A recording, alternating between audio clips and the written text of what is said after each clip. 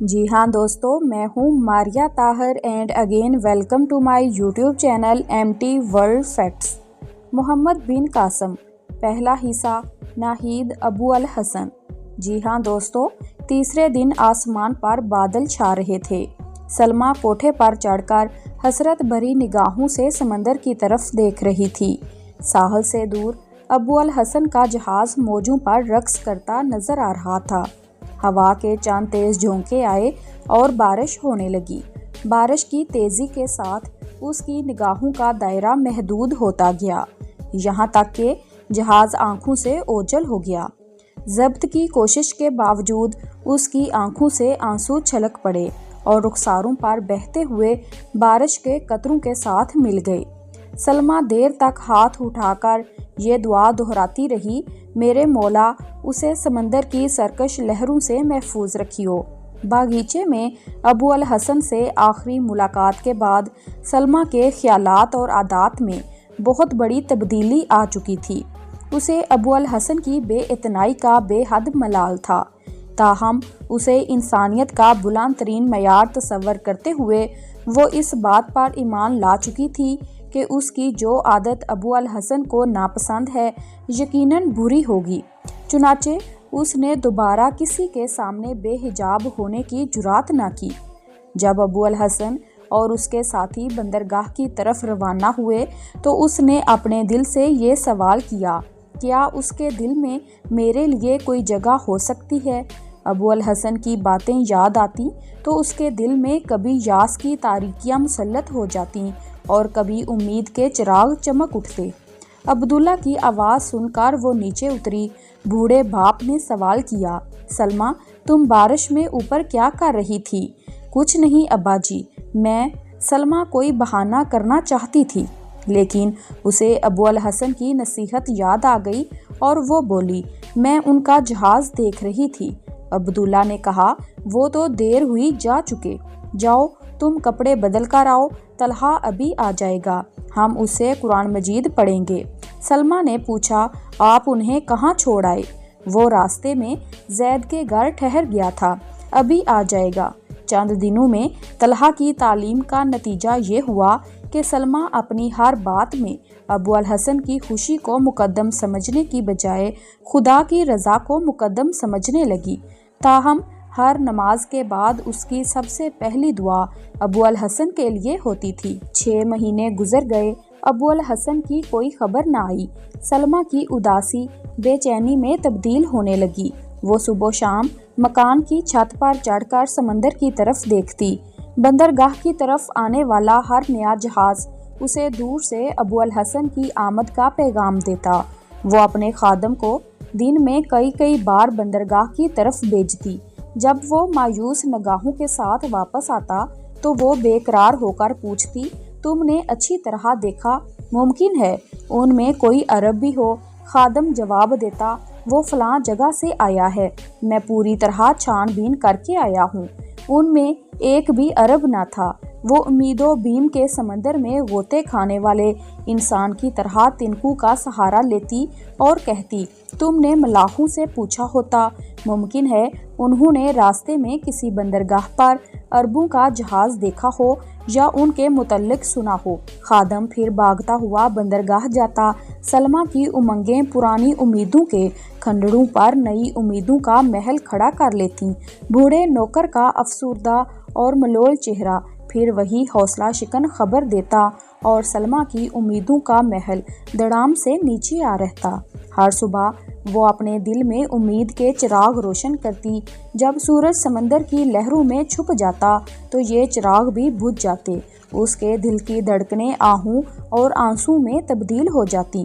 مدت تک طلحہ یا اپنے باپ میں سے کسی پر اس نے اپنے دل کا حال ظاہر نہ ہونے دیا، لیکن ایک شام سلمیٰ کے طرز عمل نے ان دونوں کو شبہ میں ڈال دیا۔ باہر موسلا دھار بارش ہو رہی تھی۔ طلحہ اور عبداللہ برآمدے میں بیٹھے باتیں کر رہے تھے۔ سلمیٰ ایک کمرے کے دریچے کے سامنے بارش کا منظر دیکھ رہی تھی۔ باتوں میں ابو الحسن کا ذکر آ گیا۔ عبداللہ نے کہا، خدا جانے وہ اب تک کیوں نہیں آئے۔ 8 مہینے ہو گئے ہیں۔ طلحہ نے کہا اگر خدا نے اسے سمندر کے حوادث سے محفوظ رکھا ہو تو اتنی دیر تک اس کے واپس نہ آنے کی وجہ یہی ہے کہ وہ کہیں جہاد پر چلا گیا ہے۔ عبداللہ نے کہا آج مجھے دلیپ سنگھ نے بتایا ہے کہ یہاں سے کوئی 30 میل کے فاصلے پر مالابار کا ایک جہاز غرق ہو چکا ہے۔ صرف ایک کشتی 5 آدمیوں کو لے کر یہاں پہنچی ہے۔ طلحہ نے پوچھا اس پر کتنے آدمی تھے؟ شاید 20 تھے۔